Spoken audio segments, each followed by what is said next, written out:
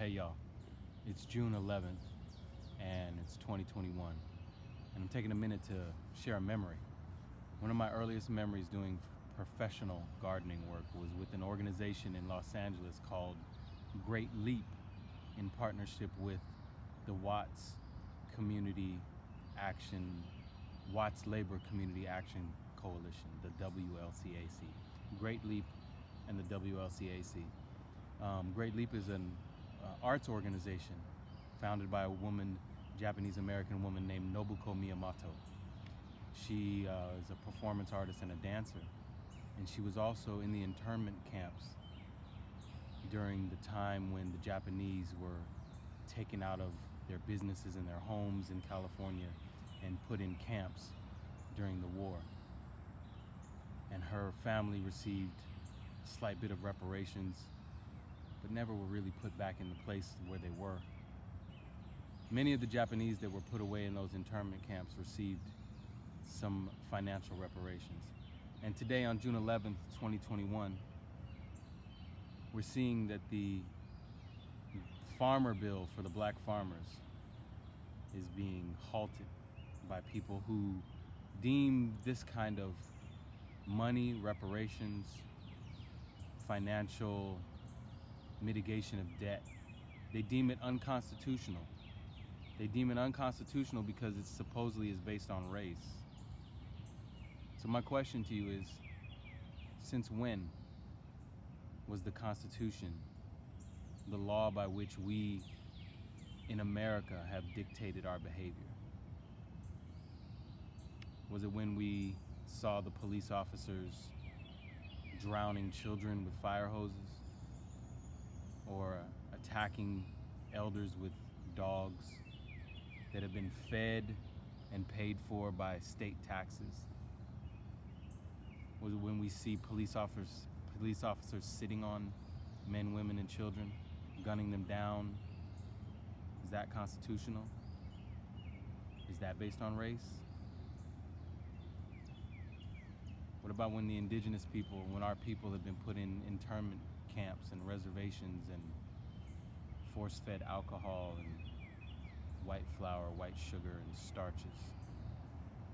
What about when the buffalo were massacred and white men stood on tops of mounds of buffalo corpses and bison corpses and celebrated the hangings of African peoples and indigenous peoples and sold our scalps for ransom? Our scalps. Was that the Constitution?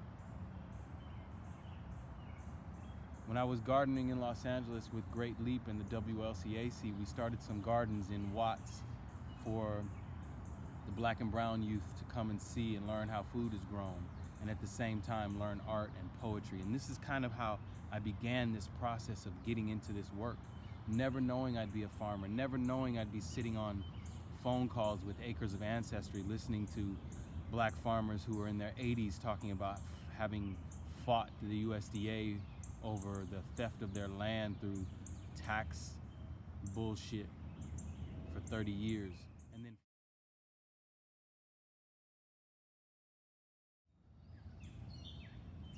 so when we look at what's happening with the farm bill, the black farmers bill, and we see that today it's been blocked. It's being blocked by conservatives and by people, other farmers, non-black and brown farmers, who deem that for us to get compensation for the years of fraudulent behavior by the USDA is unconstitutional because it's based on race.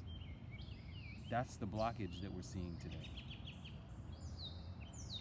I've been privileged enough to have started at community garden level back in Los Angeles and now worked myself up to being a farmer here in Georgia, having farmed in Kenya, Haiti, Jamaica, California. And I have no degree in agriculture, but I've been blessed to be invited onto calls with Acres of Ancestry, listening to black farmers who have been fighting against this land theft and taxation and manipulation by the USDA for over 30 years as black farmers here in the United States. If a white person steals from a black person and has to return that stolen property, that's not a return based on race. That's a return based on theft, on crime. And remember, the so-called white people here in the United States are from Europe. Turtle Island is our home. When the Japanese were put in the internment camps and then released and given a small reparations based on the loss of their land and the loss of their businesses, was that based on race? How can it be unconstitutional if the Constitution has not been anything that we've ever been using as a barometer of our behavior here in the United States? Was it constitutional to destroy all the herds of buffalo and bison so that the indigenous people would not be able to eat and survive? Was it constitutional to put our indigenous brothers and sisters and ancestors into internment camps and reservations and force feed them alcohol, white flour, white sugar, and starches and salts to addict them? Was it constitutional to have the police funded by taxpayer dollars drowning children with fire hoses? Is it constitutional to watch the police continually bomb our cities, invade our homes, stand on the necks of our women and children and brothers and sisters? Is it constitutional for our country to have military bases in hundreds of other people's countries to control resources and agriculture in other countries? Is that constitutional? Since when does the Constitution become our barometer of behavior? Let's think this through.